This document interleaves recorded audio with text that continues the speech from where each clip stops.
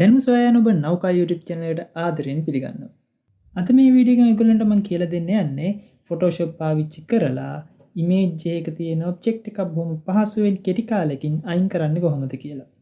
තාමත් නෞකා YouTube channel එක subscribe කරේ නැත්නම් දැන්ම subscribe කරන්න කියලා මතක් කරන ගමන් අද වීඩියෝ එකට යමු.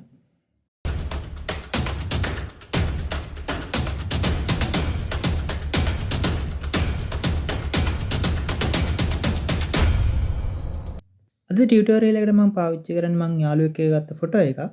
මේ ෆොටෝ එකේ මං මේ යාළුවව තමයි අයින් කරගන්න යන්නේ. ඒකට මම මුලින්ම කරන්නේ lasso tool එක පාවිච්චි කරලා යාළුවාගේ වටේ selection එකක් අඳගන්න එක. lasso tool එක පාවිච්චි කරන විදිය ගැන මම වීඩියෝ එකක් කරලා තිනවා. ඒ වීඩියෝ එක බලුවේ නැත්නම් දැම්ම ගිහලා බලලා ඉන්න. මෙන්න මේ විදිහට අපි selection එක දාලා ඉවරනාට පස්සේ menu bar එකේ edit යටතේ තියෙනවා content aware fill කියලා option එක. ඒක click කරාට පස්සේ ඔන්න ඔයගොල්ලන්ට මෙන්න මේ වගේ ටැබ් එකක් තමයි ඕපන් වෙන්නේ.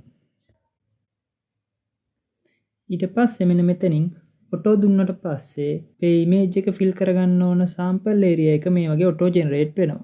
අපිට sample area එකට අනවශ්‍ය තැන් ටික මෙන්න මේ වගේ අපි unselect කරගන්න ඕන.